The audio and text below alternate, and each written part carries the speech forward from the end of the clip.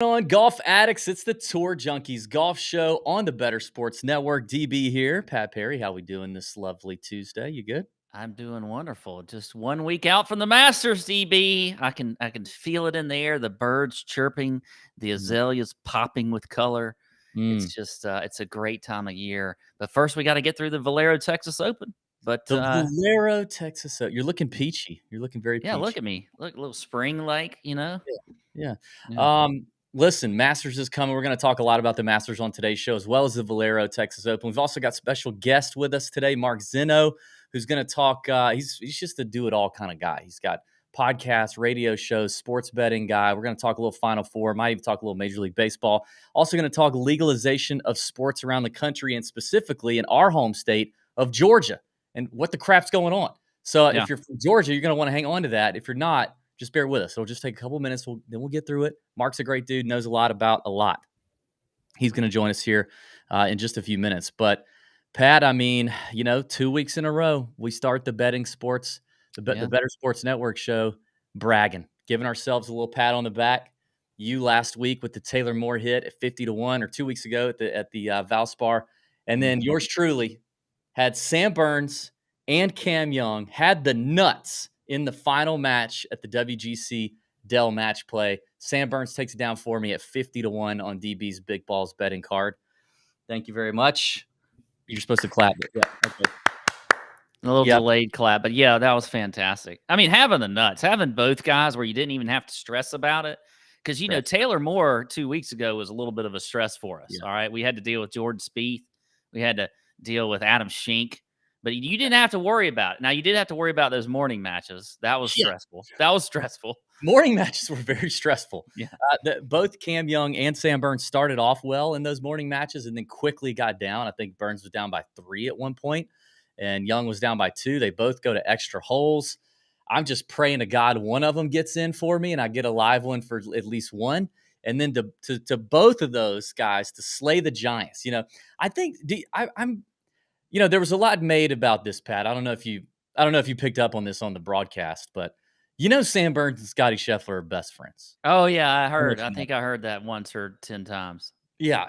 Apparently best friends. They do sleepovers together, and they're just constantly together. I think that probably helps a guy like Sam Burns. I mean, Sam Burns is a killer. Listen, I mean, he is. When he's had an opportunity to close the door on the PGA Tour win, he's done it. So I'm not taking that away from it. But when you're up against the hottest player in the world, who's been the hottest player in the world now for 16 months, and you got to take him down in a match play situation, I think it helps to be as familiar, to be close buddies, whatever. Do you think so, or you disagree? No, I think so. I think you're right. But I don't know, DB. I think that in general, I just am shocked that Rory lost. That's all I care about is Rory. He's just a beta guy, though, Pat. And that's what I did the whole thing a couple weeks ago. I told you. What's he won? 6 full field PGA Tour events since 2014. He's not a winner anymore. He's just not. Yeah, well, we'll see. We'll see about that. We'll see about that. He's a co-commissioner on the PGA Tour. He's a really good driver of the golf ball. He's really good at finishing top 5. Co-commissioner. He's really good at finishing top 5s in tournaments. He's really good at winning tournaments that don't have full fields and don't have the strongest fields. He's really good at that. He's really good at all that. If you need him for any of that, he's your guy. But Cam Young not even like putting that great either. It's just too easy for Rory. Cam Young looked great. Paul Tesori, Cam Young is going to be a deadly combo. I will say everybody was talking up the Cam Young, oh my God, for the Masters, and I think his number got bet down from 60 or 70-1 to like 40-1 on Sunday alone. Yeah, and I don't know. Like, yes, I know he played. Didn't he play last year? It was his first year. I think he did play. Yeah, it was. Did he do okay? I don't remember what he did, but yeah. I don't. I think he missed a cut. I think he shot like 278. Yeah. Obviously, like, experience continues to add up and matter at Augusta National, and ball striking goes a long, long, long, long, long way. But you have to be able to kind of do something on the greens. Like, and Cam Young to this point, not really shown a lot of that. Paul Tesori is going to help him with that, though, for sure. Yeah, no, I think Paul Tesori is going to be fantastic for him. They already had a great relationship. It seemed like it feels like were they working it all together like before this week? I mean, I know he was on the bag for Webb at the Valspar, but their chemistry was pretty daggum good for the first week on the job. You know what I mean? I think they knew each other because Cam and Webb's agent, same guy, and Cam and Webb both Demon Deacon Wake Forest guys. So I'm sure that Paul and Cam have but also Paul. I mean, we know Paul, like everybody knows Paul. He's a talker. He talks to anybody. He's the nicest guy in the world. Like if you can't get along with Paul Tesori and have a conversation with Paul Tesori, then you're done. Like you should be abolished to an island somewhere to live by yourself. I don't know how you could do that. Yeah.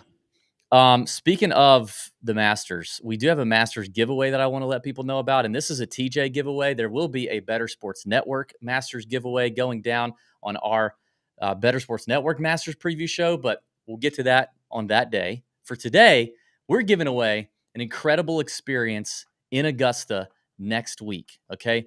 And I'm not going to get into all the details right now because it would be too much to explain right now, but here's how you can go find out what to do and how to win. Go to the Tour Junkies podcast feed, wherever you listen to podcasts, Apple, Spotify, wherever. Go to the podcast feed, and about 3 podcasts ago on this Monday morning, I dropped a 6-minute podcast explaining the details. That's all you got to do. It's free to enter. There's a couple small, quick things you got to do. It'll take you 3 minutes to do it all, and you're in, and you might have a chance to come see us in Augusta next week. It's a pretty sweet giveaway. It's probably the best we've ever done. So, shout out. Yeah. Okay, I still want to talk a little bit more Masters before we get to Mark next segment. Then we're going to talk about Valero. Then we're going to kind of come back to Masters. Okay. Obviously, we're all anticipating the whole live situation. Actually, before we get to live, did you see the AI thing that came out today, Pat? No. I know you're busy and it's my full-time job, but yeah, I did not see. What are you talking about? AI? Yeah, I can't wait to get your reaction on this. Okay. The Masters has announced that through their partnership with IBM, which honestly, I thought IBM was a thing in like the 90s. I don't ever remember hearing anything about IBM any other time of the year except Masters Week. Like, what did they do the other, 51 weeks out of the year? Yeah. Producer Tony says, one step closer to Skynet. IBM and the Masters have partnered together, and through the app and the website, you will be able to listen to commentary live during the tournament that is AI-based commentary. Okay, now explain that. Explain how that works. No. You explain to me how you think it works. That's the point of this. That's the point of this segment. I mean, it's obvious that just like our phones, the Masters is listening to us. Mm-hmm. So, I'm going to tune in, and somehow it's going to figure out that I want to hear every single shot that Rory hits, and I get to hear them all. Or, I want to see what Larry Mize is doing. Okay, something like that. Like, I don't know. Like, it's going to figure out the things that you want to listen to and just throw it into your ear hole. Is that it? So here's the quote. It says that blah, blah, blah, blah. About the golfers they admire. They'll be able to track the golfers they admire with artificial intelligence generated spoken commentary and hole-by-hole predictions on the Masters app and the Masters.com. These 2 new features making their debut in the award-winning Masters app this year showcase how IBM and the Masters are working together to co-create digital fan experiences that offer unparalleled access and in-depth insights into every moment of the tournament. So, generated spoken commentary and hole-by-hole predictions, Pat. Interesting. Okay, well, I know you're thrilled about that, huh? I thought you were getting into the, they made that announcement. Maybe that was last week where they're going to have the video game thing in the press center where they put up the new video game and they're going to have commentators. I thought that's where you were going, but okay. They should have asked us. I mean, we're right here in their backyard. I can be there in 15 minutes. They didn't ask us to do it. What are we doing? We play video games. I had a video game rant on Monday morning with our Discord server, Pat. Maybe if we have time, I'll get into that. But I'm irritated with video games just in general right now. And this is old man yells at cloud situation, but I just am. You're not going to be irritated if you just hang on for a second and we get to our next guest. Mark Zinno is going to join us right here on the Tour Junkies Golf Show to break down some Final Four, some baseball stuff, some sports legalization issues, especially facing the state of Georgia. right here on the Tour Junkies Golf Show on the Better Sports Network. Moose and Keith, weekdays at 10 a.m. Eastern on Better Sports Network. Calvin Ridley yesterday, he applied for reinstatement from the National Football League. Ridley, Kirk, Zay Jones, Travis Etienne, Trevor Lawrence. That is crazy potent on offense. Yeah, it's going to be awesome. I mean, Ridley's great. I think Trevor Lawrence is a guy I want in fantasy this year.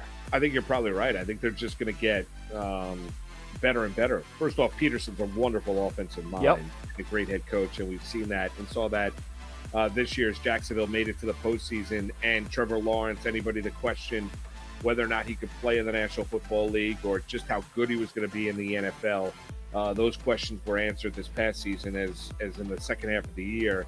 Statistically speaking, he was a top 3 quarterback in the NFL. That's how good Trevor Lawrence is. You throw Calvin Ridley into the mix, he's going to be great. Yeah, I think Lawrence is a guy you want. I think Ridley's a guy you want. Clearly, Travis Etienne is going to be one of those early, first-round selections as well, being the dual-threat running back that he is, not only running, but also catching the ball out of the backfield, Keith, and the ability to take something small and take it to the house.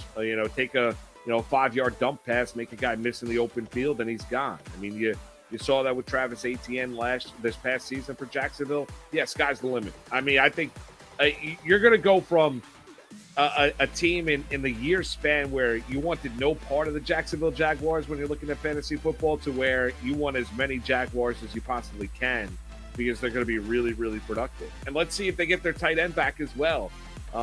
Who had Evan Ingram was great. And Evan Ingram, who was great this past season. Yeah. I mean, if they keep that whole core together, their offense is going to be one of the best in football. Like, I legitimately think that they could be one of the best offenses in football. Zay Jones, Evan Ingram, Christian Kirk, then and Ridley, Travis Etienne, Trevor Lawrence, a good offensive line, and you've got Doug Peterson being creative calling. Right? And you look at that division. The Colts are a mess. Yep. Titans look like they're on the downslide. Titans are on the downslide, right? That window is clearly closed. And then you got the Houston Texans. Years away from relevancy. Yeah. I mean, Jacksonville could win 11 games next year. Moose and Keith, weekdays at 10 a.m. Eastern on Better Sports Network. Making you money in daily fantasy sports and golf betting. Tour Junkies on Better Sports Network. What's going on? Welcome back to the Tour Junkies Golf Show on the Better Sports Network. We are excited to welcome in a guest for this segment. Pumped to have him on. He's kind of a new friend, new follow for us on Twitter, but liking what he's putting out. He's a man that does a lot of stuff. It's our friend Mark Zinno at Mark Zinno on Twitter. He's a betting analyst, radio, podcast host, just overall stud. What's up, Mark? Gentlemen, thank you so much for having me. It's great to be with you. And I totally freaked out when I logged in and saw Moose and Keith. I'm like, wait a minute, am I on the wrong show? Because I go on with those guys all the time. I'm like, what happened? Did I get a bad link? I didn't even realize it was a commercial. I'm like, whoo, okay, it took me a second. So great to be with you guys. Moose and Keith are great, right? Yes. But I mean, it's way better with us. You'll come to find out. I didn't know you went on with Moose and Keith a lot. That's cool. Oh yeah. Moose and I go way back from our days in New York. Well, he's still there, obviously, but when I was in New York growing up, and so and Izzy's great. He's a lot of fun, and we enjoy breaking Moose's balls. That's about what we do every time we get on there. So that's exactly what we do. Yeah, that's Mark, I guess let's start off for maybe our audience that might not be familiar with some of the stuff you're doing. I mean, I mentioned you got the stuff on ESPN Radio. You've got your own podcast. You do the sports betting analyst stuff. You're tracking the legalization of sports betting, at least in Georgia, I know pretty well. So I don't know. Fill us in on everything that you're into. What's going on? Well, as you said, I mean, most of my day is consumed with sports betting for multiple different sports betting networks between VSin, Sports Grid, PicksWise, Bet365. I mean, there's all these, people out there who are starving for betting content, and I'm more than happy to give it to them. Work with Wager Talk as well, the Hustle Show podcast. Those guys are great. It's just a lot of fun. I really enjoy it. After doing regular radio for so many years, the hot take stuff just gets so sort of boring, and it's not, let me rephrase, it just gets like emotionally exhausting at times. Like everybody sort of sees right through what everyone's trying to do. Look, and I'm loaded with opinions. Don't get me wrong. I still do local sports radio here in Atlanta, and I'm loaded with opinions. But, some of the stuff out there to me sometimes is just a little bit exhausting. And it's nice to get away from that and just focus on a game and look at it through a different lens and, cause your blood pressure to go through the roof because you make a wager on a game and it doesn't go the way you want. You should have seen me on Sunday with the Creighton San Diego State first half under 62.5, watching the last 95 seconds of that go by, not a single point scored for me to cash a ticket. So, you do this to yourself, and it's what we say in the sports betting world. You welcome this sort of pain and agony. This is true. This is true. Absolutely. Yeah. We know a thing or two about by the way, I cashed my first ever golf ticket, my golf future, with a top 5 from Victor Hovland, not last week at the Dell match. What was the tournament before that? Valspar? Valspar. Did he play in the Valspar? No, it was where Players won it. Yeah, it was the Players, right? Players, yeah. Players, yeah. So it was great. Like cashing one of those golf futures, it's such an elating feeling. So are you think that's elating? Wait till you hit an outright. Yeah. Are you kind of new to the golf betting game, Mark? I am. I only used to do the heads up match stuff, right? Mm-hmm. Because I thought that I still think there's less variance there than anything else.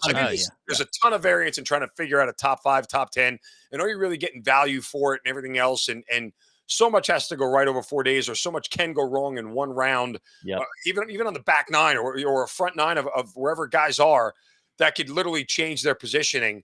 So there's so much variance there. But I think in the head-to-head match play, for the most part, you can eliminate a lot of that. And based off where the odds are, you could probably find some of the easier ways to cash tickets. But I finally started jumping into the futures markets, or at least the full tournament, top 5, top 10, and outright winners. I had Spieth as an outright winner in Texas, and he was so close until 16 when he shanked that drive, and it just, my heart fell into my chest and my wallet fell on the floor and everything else. So. Oh, it's just such a great sweat, Mark. I'm glad you're dipping your toe in the waters. Yeah. I mean, you're right. I mean, the sharper bettors for sure, spending a lot of time handicapping 4-round tournament matchups, head to heads. Yeah. And we like doing those too. We talk about those in our Discord a good bit, but there is nothing like, there's nothing like the pain and agony, but also the joy and elation of hitting a bomb outright, at a triple digit number or. It's just so much fun. And it's such a tease, too, because it's like, oh, he's leading after the first round on Thursday. You're like, well, don't get excited yet. Right. 3 more days of this, and so much can go wrong between now and then. But isn't that great? Like, that's how that's what we tell people about golf betting. Like, the sweat can be so long.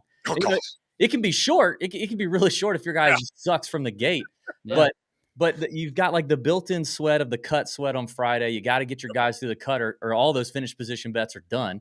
And then you've got, if they keep playing well, all the way possibly into late Sunday evening. It's just so much fun. We love it, obviously. Yeah. And again, sitting down to watch it while you're actually betting on it is every shot is like, you finally get the appreciation for, like living and dying for the shot. Like as a casual watcher, when you're watching Sunday and it's great golf, right? And you're going down the stretch there and 2 or 3 guys are vying for the overall lead, like you're just so amazed at every shot. But when you've got money on it, like you are literally, And then the other worst part of it too is like when your guys in the clubhouse, you're rooting for shank shots. Like, missed the putt, missed the, you're going crazy when guys are missing putts from 8 feet. You're like, So it's a weird thing to do. Well, and betting on Jordan Spieth too is, I mean, you're literally getting like that is if you want the highs and the lows and the crazy shots and the luck and the mostly luck for Jordan than bad luck, but it runs the gamut. If you bet on Jordan Spieth, you're gonna experience every single emotion you can possibly have on a golf course because that's just what happens with Jordan.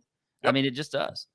I mean, you're going to watch him go 5 holes where he birdies 4, eagles 1 and pars. You know what I'm saying? He's going to have this 4 or 5 hole stretch, and then it's just one bad shot. It's like, oh God, what a killer! Yeah. And then don't you love afterwards when he says something about that bad shot? Like, well, I was trying something new just to see what would happen. And you're like, well, appreciate that. But I had a little money on the line there. Little heads up next time you want to try something new, Jordan. Let's have a conversation real quick. Man, this is great. I love talking to kind of, gamblers that are just dipping their toe in the golf waters. We do this all day. But I selfishly, Mark, You're there in Atlanta. You're right down the street from me. I mean, I'm in Augusta, a couple hours down the interstate. You're in Atlanta. You're in the backyard of our state's governing officials. Yeah. And we just squashed something a week or so ago in terms of legalization of sports betting in Georgia. How close do you keep tabs on it, and what could you tell us in terms of an update? Very close. It's I mean, it really, it defines my livelihood to a certain extent. Yeah. Right. I mean, there is a whole mess of bills that were put forth in front of this legislature. And let's back up, again, because when Brian Kemp won the governorship back in 2018, this was something that his stance was from the beginning. Well, I won't veto it. Like, I won't vote it down, but if the legislature puts a bill in front of me, I will sign it. Right. Or if wants to go to a constitutional amendment, I will sign it. And that was always his stance, which was a non-committal stance, period. Like, sports gambling and legalizing it is one of those things. If you're not in, you're out. It's that simple, because either you're pushing for it or you're not. And if you're pushing for it, in politics, it's all about trading favors for what bills you want to get done. Like that's general politics. It's bartering. It's prioritizing and figuring out what you want to get through your agenda and what you don't. And I personally, again, I don't see the idea that sports gambling and the pure capitalism of it and the pure revenue that it brings from it is any government official is against, to me, is like ludicrous. Yeah. I mean, it's just like the delinquency rate for sports gambling is 1%. And statistics back this up. And I've said this before. The delinquency rate for sports gambling, like 1% of sports gamblers are the delinquents who end up going off the rails, who make bad decisions, who do bad things. And the delinquency rate for alcohol is over 6%. Yeah. Everyone's going to crack a beer at some point in time this weekend. Someone's going to have a drink this weekend. God forbid someone's going to have a couple of drinks, get in their car and drive. Yeah. But we still pump drinking like it's going out of style. Yeah. Okay? And I'm not anti-drinking. I drink all the time. I mean, I bet I have to drink it. They go hand in hand. Yeah.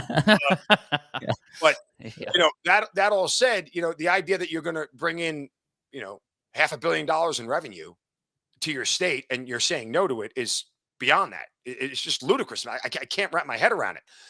So here in Georgia, last time Kemp was, running for election, they put it in front of the legislature. They had a chance in 2021 rather, during that legislature. They put a bill forth, it passed in the Senate, and then died in the House.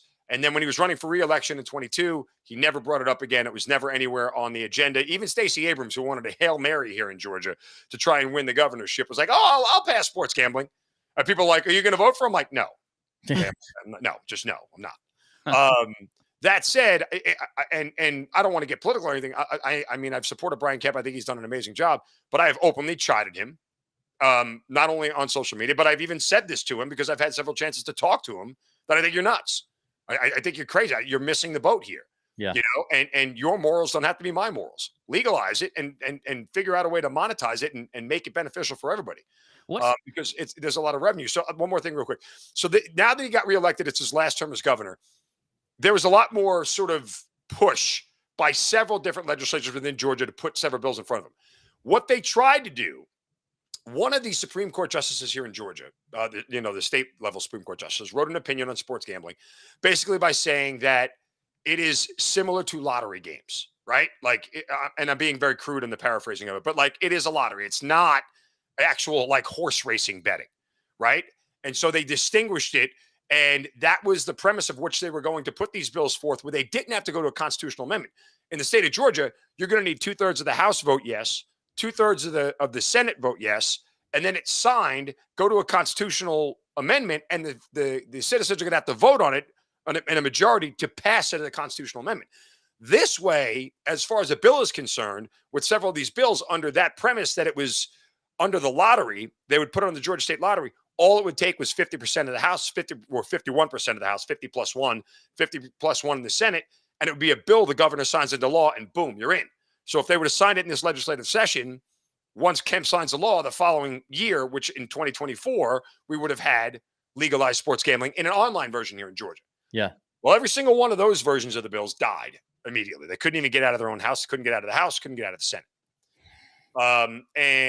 And the reason they didn't get out of the House and they didn't get out of the Senate is because the governor doesn't want it. Because if the governor wanted this, he would be pushing it and he would be trading, hey, I'll get you this in your area. I'll get you this in your area, but I want the sports betting bill signed.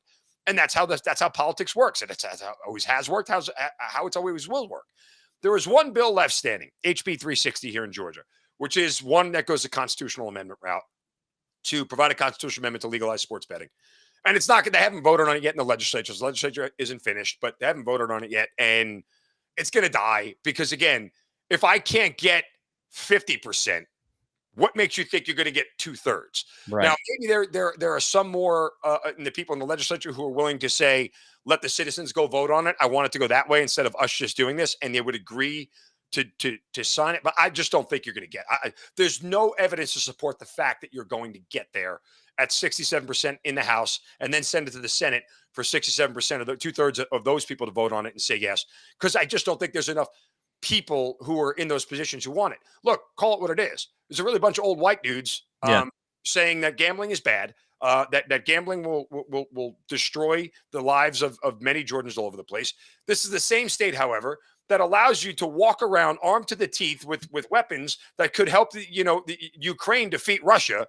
And yet somehow me placing a bet on the Georgia game is going to bring the downfall of society. Like I don't make it make sense for me that I could walk into a grocery store with 15 pistols on. And I'm not against guns either.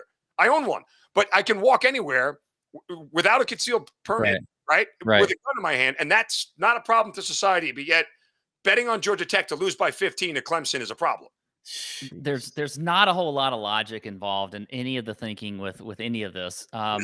And here's what's interesting to me, because I'll bring this back to golf a little bit, in that, you think of golf as being sort of an old white man sport, right? And how about this? Augusta National, old white men, rich white men, right? But then there's word out there that Augusta National members, or at least they kind of are advocating for gambling in Georgia because they want to implement some things at the course during the Masters. And obviously they have a lot of clout. I mean, they are, like, when you think of, the membership at Augusta National, that tournament, they have probably the biggest clout of anybody in the world. But how much do they actually have when it comes to gambling in Georgia?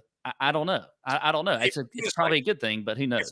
If Arthur Blank, Liberty Media, who owns the Braves, Tony Ressler, who owns the Hawks, who all want this, can't push the needle and move it, I don't know how much pull Augusta National actually has. Yeah. Those guys are billionaires, like multi-billionaire, granted Augusta's rich, but I don't think they're the rich of Arthur Blank rich, Tony Ressler kind of rich. So if this thing dies, is the only next hope just that a new governor? If we got to wait on a new governor?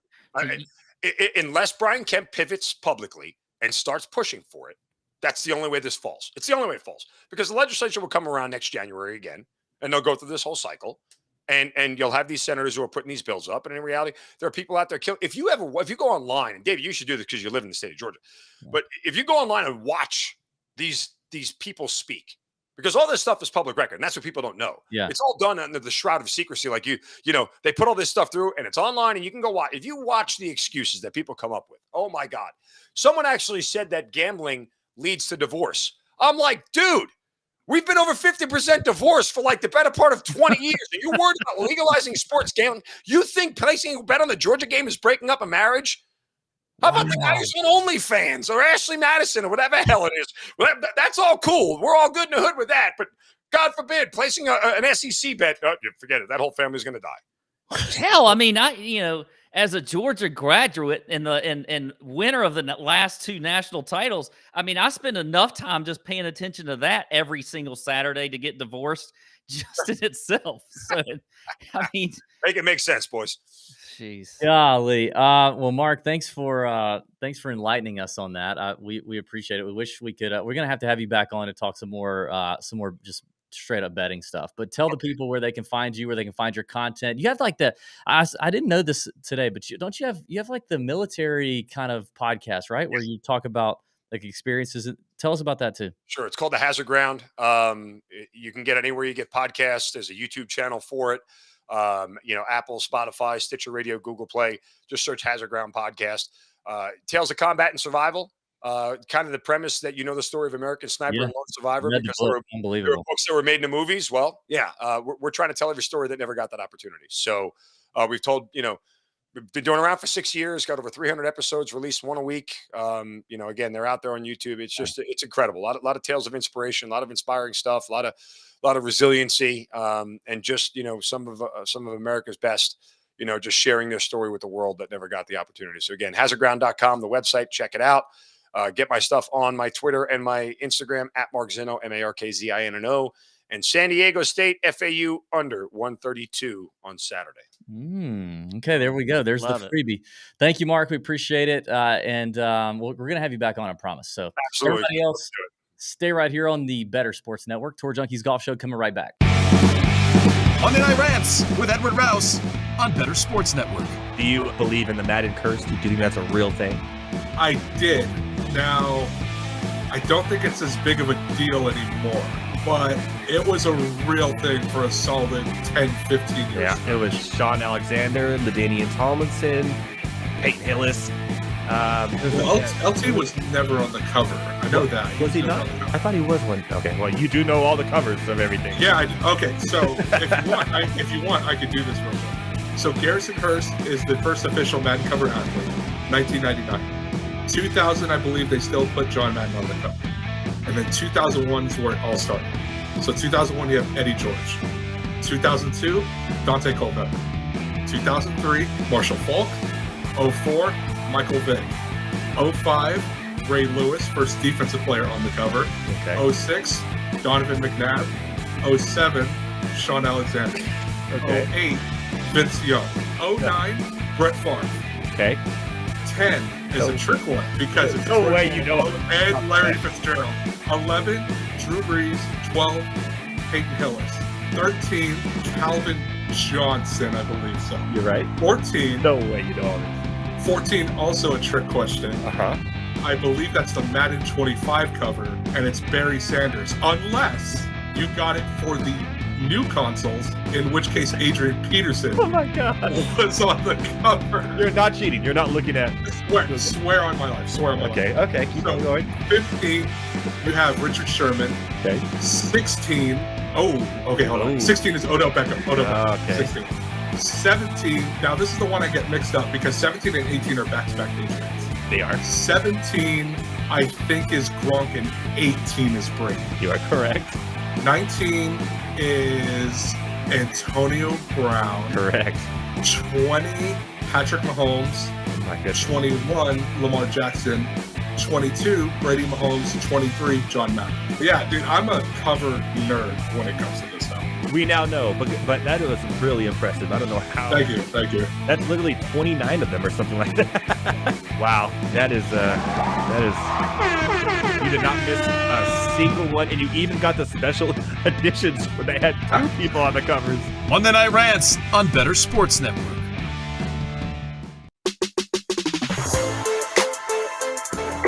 Now back to Tour Junkies on Better Sports Network.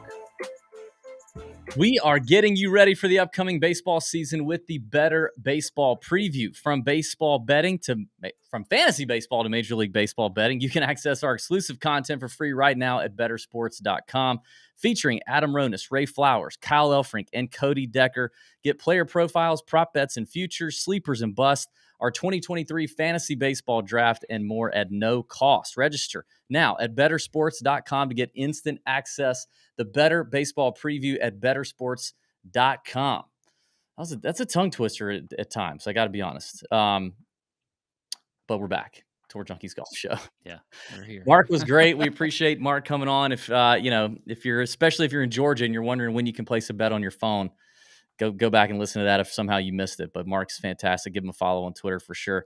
All right, we kind of recapped some stuff from match play, all that stuff. We got to talk a little bit about Valero, even though we're all excited about Masters Week. This is one of those weeks where we always find ourselves like powering through. Like you're just powering through, baby. It's like when I go to the gym and you have like the things you don't mind to do. You have the things you kind of like to do, and then you have the things you effing hate to do. And this is like one of those bordering on don't mind, really, really freaking hate, like some sort of leg exercise for me, something involving my hamstrings. So that's kind of what the Valero is. Pat, is that what is it for you when you go? What is it? What do you not like to do at the gym? I mean, everybody would say leg work, but I think for me, it's stretching. You don't like to stretch? I don't. It's something about spending the time to stretch. Like I just want to get right to it. Oh, you mean like the warm up? You don't do the Yeah, like the warm up stretching. Yeah, I don't like to do that. I mean, I do it, but it's very quick and it's probably not proper. Okay. Either. All right. Well, somebody help Pat out with the stretching. All right. So we're stretching for the Masters by getting prepared for the Valero Texas Open, TPC San Antonio, the Oaks course, which is a Pete Dye design with a lot of help from Greg Norman and Sergio. Insert Wonderful. live joke. Yeah, I mean, it's a course we're pretty familiar with, right? It's kind of generous off the tee. The rough is pretty much non-existent. It can get firm and fast and kind of tough if these Texas winds come a-blowing, which it looks like they are kind of coming. There also looks like maybe a small threat of rain occasion. I hope it doesn't rain. I just want it to be firm and fast and play ridiculous. It is also a place where we've seen long shot winners pop up and do it. JJ Spawn last year. Corey Connors famously was a Monday qualifier into this course and then won. Nobody had a clue who Corey Connors was when that happened. Andrew Landry's won here before. It's crazy. But so was Jordan Spieth. And, Charlie Hoffman, Stephen Bowditch. Shout out to Bowdo. But it's just some variance here. The field's kind of garbage. It's the last chance to get into Augusta. So if you've not already qualified for the Masters, only the winner of the Valero Texas Open is going to get in. Nobody else. You've got basically Bermuda greens, par 72, about 7,400 yards ish. Got to be able to scramble. I think with these wins we could see some tough scoring conditions. So probably missing some greens, whatever. I don't know, Pat. Anything else you think people just have to know before we kind of get into some thoughts and bets here?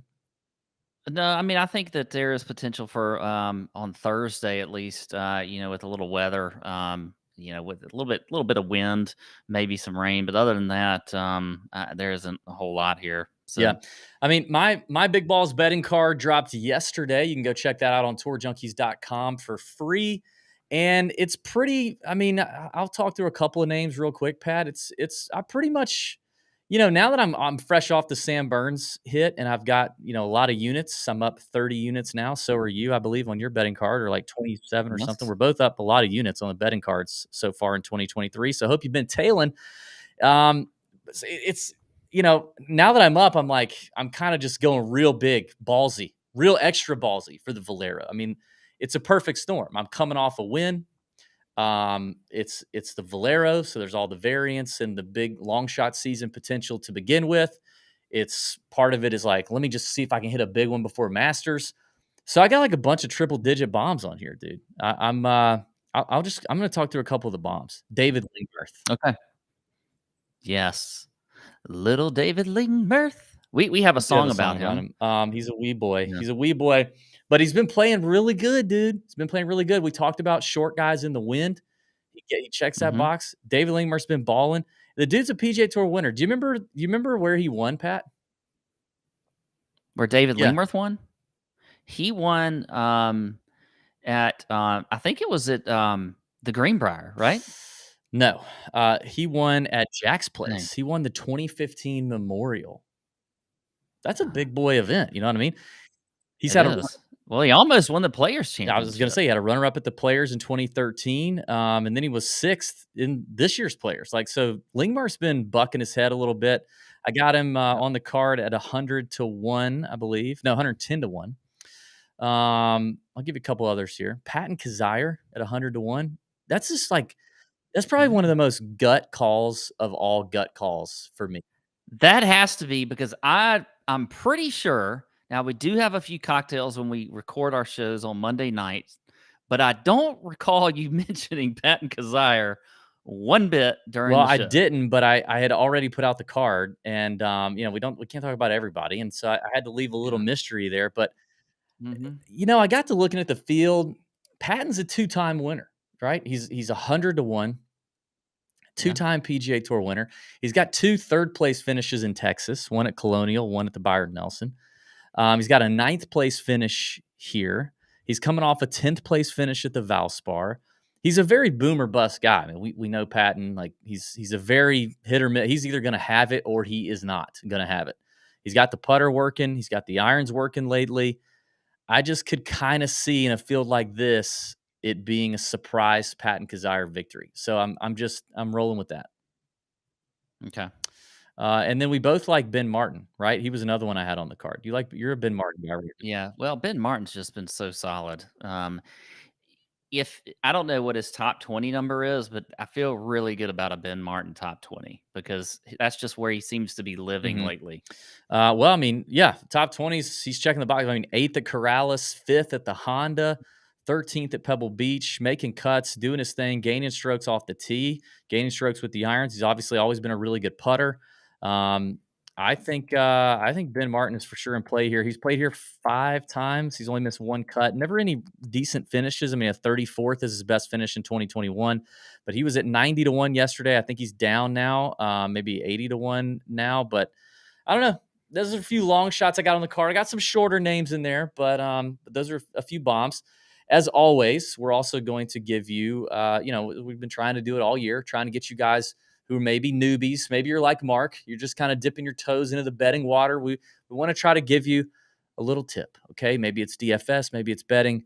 Little thing we like to call just the tip. And Pat, you've got the tip for us this week. What do you got for us? I'm sure it's sage advice. Well, I'm excited about this one, DB, because this is the time of year as we move into Masters where you know what happens? You get that email from your boss, maybe, or maybe he's participating in it, or from friends. I know what's coming. But you got your office pools, DB. You got your office pools, you got your buddies' pools, and you got your Calcuttas. All right, so yeah, you got your Calcuttas. Those are big where we live, and I'm sure they're all over. So I got some advice on a few of these. So we're going to start with the office pool, okay, or your buddy's pool. So this one's a little bit smaller, maybe a little $20 buy-in or something like that. Here's my main advice: don't get too cute. All right, you're going to have to pick some of the big names. All right, don't get in there trying to take some first timer in the Masters or like a Justin Rose or something because he just. Listen, I'm just saying. Well, I actually like Justin Rose a lot this year. I think Rose could have a Sergio-like year. I'm offended. Okay, I'm offended by that call. Okay, maybe Justin Rose is a bad example. Let me find another one maybe that we should, maybe like a Shane Lowry who's been playing terrible or something like that. Like go in there, especially depending on how the pool is. Pick some of your bigger names.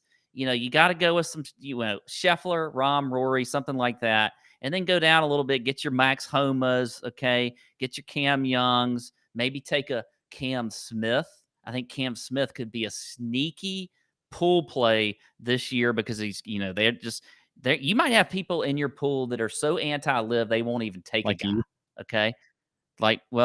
Potentially, yeah. All right. Then, so you just can't get too cute with the office pools, all right? Just do a little research, take some of your bigger names. The higher stakes pools that you might be in, I do think you kind of treat those a little bit like DFS. So you got to try to look at ownership, all right? You don't want to have 70% owned Scotty Scheffler. So you're probably going to have to make a little bit of a distinction between who you want to play between the top 3, Rory, Scheffler, and Rahm. Maybe you fade all 3. I don't know. But I think you got to make a little distinction on where you think the ownership is going to be in your pool, just like you do with DFS and GPPs. I think you can apply the same sort of criteria to your higher stakes, larger pools that you may enter. Now, Calcuttas are a whole different ballgame, all right? What do you have always in a Calcutta, DB? What is the one thing you almost always see in a Calcutta? You got the big spenders.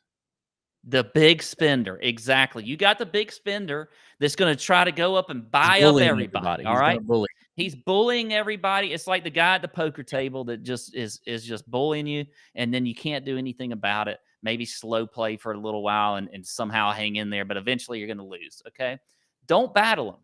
Just let them do it. But then when they get all hammered and drunk, that's when you swoop in and you look for the value, look for the cheaper plays, do your research, just have some guys that you can buy that are a little bit cheaper. Don't try to get all in the game. All right. Don't try to match them tit for tat. Okay. You can't do that in these Calcuttas. You just can't. So just go in there, be patient, try to find some cheap guys that you think are good and may give you a chance to, hey, top 10. Because a lot of these Calcuttas, they'll pay like, up to 10 places or something like that. Just do it like that. Don't try to go for the win because you're not going to beat the bully. You're just not. I will say. So there you go, DB. Anything you can add to that? Because that was a lot. No, it's very good. I will say I like the I like the Calcutta advice. I've done a couple Calcuttas. I helped a couple friends win some Calcuttas a couple years. I helped them win when Hideki won and when Patrick Reed won, because in a Calcutta, I like to approach it because I'm not going to have the biggest bankroll. That's not going to be me. I'm not going to come there and blow all the money, and I'm not going to be wearing my sunglasses inside and drinking, neat martinis, in an ups glass. So I am going to not be that guy. I'm going to let someone else do that, just like you said. And then from there, I want volume. I want quantity. You know what I mean? So there you go. So I like hammering that middle. If you're thinking about it in the odds board, it's like hammering that 25-1 to like 50-1 spot, 55-1 spot, and just have a bunch of tickets on those guys in the event that, one of these studs doesn't run it down or can't get it done, or something like a Sergio Garcia or a Patrick Reed or a Hideki year comes out. I mean, even the Hideki year is kind of crazy, right? Like we all thought Hideki was never going to get it done. That can happen easily. And so if you're holding kind of those middle tickets while everybody else is buying up Scheffler and Rahm and Rory, I think that's interesting. Max Homa would be a name that I would be targeting, probably towards the higher dollar amount of that kind of middle tier. I love Max Homa this year for the Masters. I know he hasn't had a great record at the Masters, but he's had a couple loops around it, and I think he's coming. He's just been solid. Before we take our next break, do you have any first round leader hits you want to give us? Because you've been hot with those. I don't know if there's any markets up yet. Well, they are up. I think there's going to be a little bit of a weather advantage tomorrow, and I haven't seen the tee times yet, so that's one thing I'd like to see. I will give you, a few names though. Ryan Fox, who's one of the favorites this week, is at 55-1. I like that.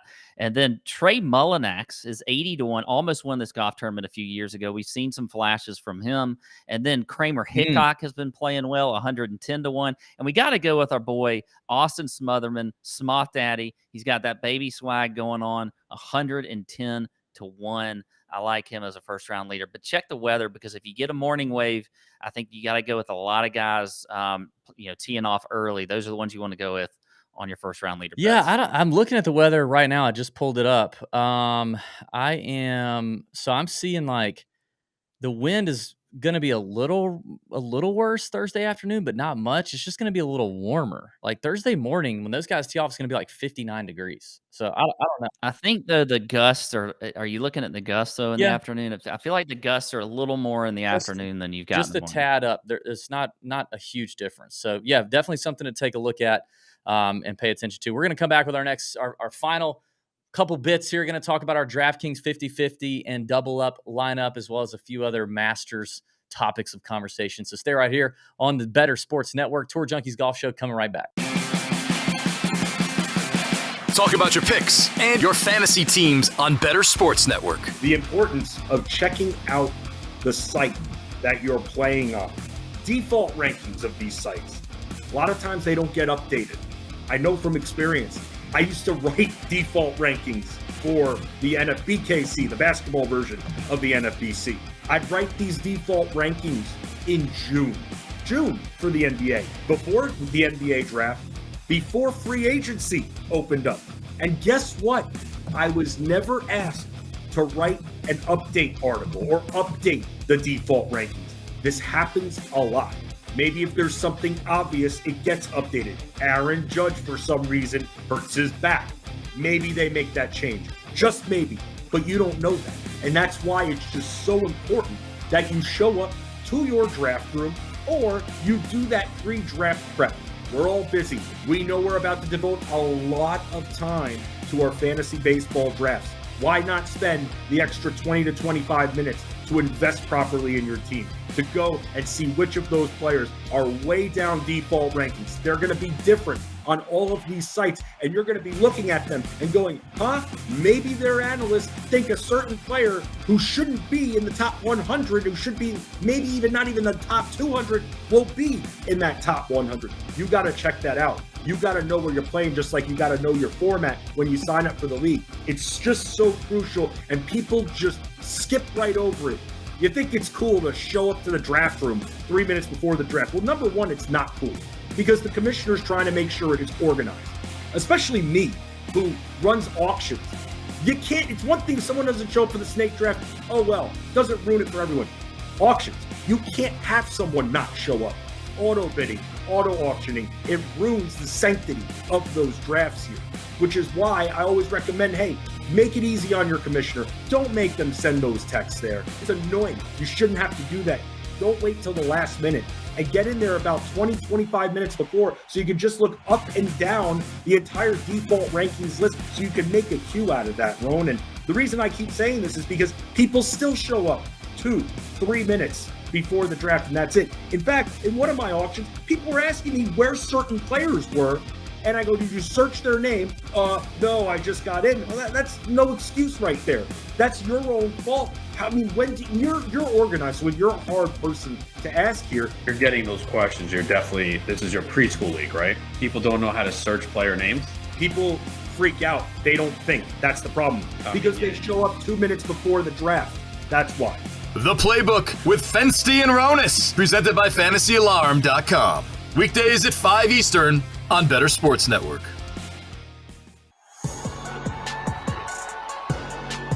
Tee off with the Tour Junkies on Better Sports Network. All right, welcome back to the Tour Junkies Golf Show on the Better Sports Network. We're going to wrap this up with a little DFS cash lineup construction, lineup building. Pat, our Corrales lineup last week, maybe we just shouldn't have done one because it's the Corrales and we were paying more attention to the match play, but we didn't want to do a cash lineup for the match play last week because the lineup was not good. Now, we got 5 of 6 through the cut, which sometimes means you're going to cash, but it didn't work out last week. So now we're back to a losing record, and I'm not happy about it. We're 4-5-1 on the year doing the show. So we need a good one this week. We got to have a good one. We got to agree on it, okay? If there's disagreement, let's disagree. Let's work it out. Let's talk it out, okay? We're building a cash I'm with you. lineup in DraftKings, so a 50-50 or a double-up lineup. Only goal is to try to get 6 into the cut. 6 make the cut, 6 make the weekend. We're cashing easy, no problems. We don't have to be cute here. You want to start or me? I'll start us off. You know, I'm going to start us off at 8,700 with a guy that's just been so solid this year. 13 of 15 cuts made. Ben Griffin, 8,700. I love Ben Griffin. I'm not going to push back on this one. I've been playing him a lot this season. Been on the Tour Junkies podcast. Great guest. Really great kid. I am a little concerned. This is his 5th event in a row. I know he's young, but that's a lot of golf. That's all. That's all I'm saying. Yeah. Okay, I got a feeling this is going to be a very balanced lineup. I'm going to go with a Georgia Bulldog at 7,900, who's played well here, played well recently. He's checking a lot of boxes. The Todd father, Brendan Todd. Well, you know I absolutely love Brendan Todd. There's going to be zero argument out of me there. So I think he's a fantastic play this week. All right. I tell you what, DB, I'm going to move us up a little bit into the to the low 9K range. Ryan Fox. I think Ryan Fox is a very good player here. I talked about him earlier as a first-round leader bet. One of the favorites in the field, Ryan Fox at 9,000. Yep. Agreement there. I think you're going to agree on this one. I'm going to keep us up top. This might be the top end of our pick here, but another Georgia Bulldog, Chris Kirk at 9,300, obviously playing exceptionally well these days. T6 here in 2021, T8 here in 2018, finished 35th here last year. We just saw him come off the win at the Honda. Is that okay, or do you want to come back down? No, absolutely. Okay. I think we stay with Chris Kirk because I like some of these lower 7K guys where I'm going to go, and then I'm going to give you pretty much all of the 7K range to deal with. So I'm just going to say Ben Martin at 7,100. Why not keep riding him? I mean, the guy we just mentioned, he's had a lot of top 20s. He's making a lot of cuts. Ben Martin, 7,100. That's going to leave you 8,000 to mess with. DB. Well, then we might could do some adjusting. Let's look at it because I do like Ben Martin. I think he's a great made cut, but I think we also both like Byung-Hun An at 7,400. We do. Feels like, and we could leave it. I mean, because it leaves $600 on the table, which isn't a huge deal in a 50-50 or double up game. It's a much bigger deal in GPPs and tournaments. So we could leave it and I think it's fine. I think it's a very good lineup. I see 6 cut makers in our future. Or if we wanted to bump up somebody, we could bump up somebody. Is there somebody else that we wanted to grab? I don't know. You tell me. Well, I don't think of all that we've got in there now, the only one, and you were kind of uncertain on him, was Ben Griffin, right? Yeah. So if you take out Ben Griffin, that gives us 9,300. Who up there, though, would it be Alex Noren? Because I don't think it would be Cooch for me. We could get Cooch in the lineup, but I just don't know if it would be Cooch. Noren's my sneaky play of the week, but I like him more in a tournament. No, I mean, I mean, you could go down to Matt Wallace, but then you're just, I mean, that's not really. I don't know that we're really getting much different. By the way, Davis Thompson withdrew today. So if you're looking at Davis Thompson, let's just go with our gut. I would hate to make the change and then be mad at ourselves if we sub somebody out that was not good. So let's go with Ben Griffin. Okay. So there's the cash lineup. It is Chris Kirk, Ryan Fox, Ben Griffin, Brendan Todd, Byung-Hun An, and Ben Martin. Three Bens. 3 Bens and a Brendan in that lineup. Oh. I mean, if you shorten up Byung as Ben on. Yeah, which is what he typically goes by. Yeah, there you go. All right, so there's the DFS 50-50 double up lineup. Hopefully that one. I feel like that one's going to get us through. Let's roll. All right, I just want to talk a little bit more on Masters because I'm excited about it. We've got a lot of great content coming out. We're going to have, if you pay attention to the Tour Junkies YouTube page this week, you're going to see a lot of fantastic Masters content. One of the first pieces that's dropping is us with a brand new segment. We've started doing it at the Players Championship. We're going to keep it going for these big tournaments.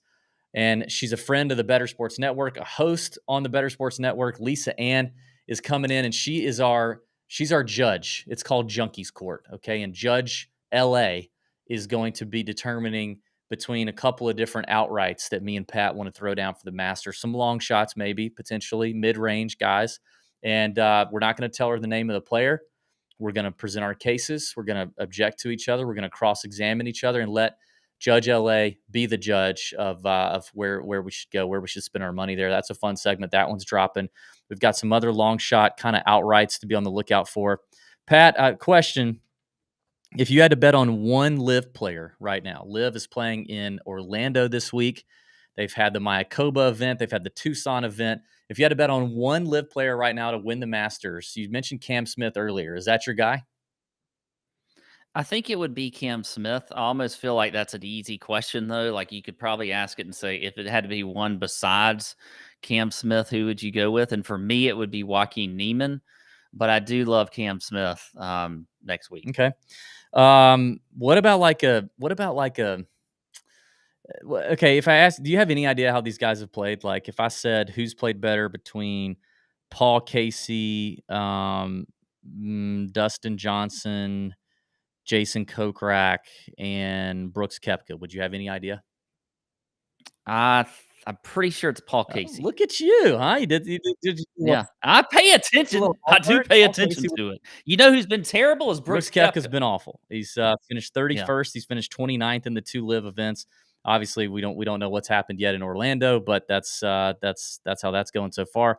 Paul Casey was one I kind of wanted to look at because he's always good at Augusta. Like he's not one I would bet to win. I don't think that's going to happen. But like as a DFS play, as maybe a top 20 maybe.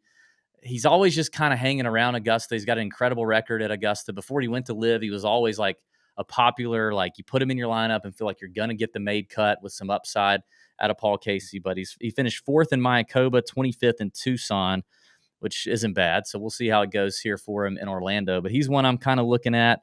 Louis kind of bucked his head for the first time in Tucson, by the way. He hadn't been playing great on LIV, but Louis, another one that's always played really well at Augusta. 4th place finish. And majors. Yeah, and majors. Matter. Yeah, 4th place finish in Tucson as well. DJ, if you're not been paying attention, DJ finished 37th in Mayakoba and 13th in Tucson. And keep in mind, 48 players, right? Only 48 players. And so maybe he's trying to trend and peak. So maybe he'll like top 5 or win this week and live, and then see what happens. But I know I'm excited as all get out to see the drama unfold. Augusta National saying, CBS saying that they're, and ESPN saying that they're going to cover the tournament like they always would, and not really lean into the pettiness that some have leaned into. I'm excited about it. I'm sure you are too. I'm glad at that. And just what you're talking about, though, it's like going back to just the tip. These live guys, some of them are going to get overlooked. If you're doing pools, you're doing Calcuttas. I just have this feeling like you may want to just land on a couple live guys because they're going to get overlooked. Nobody's paying attention to them or how they're playing. So just a tip again. Yeah, I mean, I think if you were trying to land on a top 10 or something, if you got paid out on top 10s, I mean, obviously Cam and DJ are probably going to be on people's radars, but I think Casey would be interesting. I mean, we didn't talk about Sergio, but Sergio's finished 26th and 9th. Neiman is a guy that I always love. I'm always a fan of Neiman. Leishman's finished 18th and 17th. Always played well at Augusta. I mean, some of those guys are just going to, like you said, they're going to be really cheap in a Calcutta. They're going to be overlooked, whatever. You do not want to miss our Better Sports Network Masters preview that's probably coming out a little early next week. So stay tuned for that. Be paying attention to bettersports.com and the Better Sports Network app. We've got a great giveaway going for that. Don't forget to check out our podcast feed and the giveaway going down there. Let's have a great week. Enjoy the Valero. Can't wait for the Masters. We'll see you next week on the Better Sports Network. Tour Junkies Golf Show is out. See ya.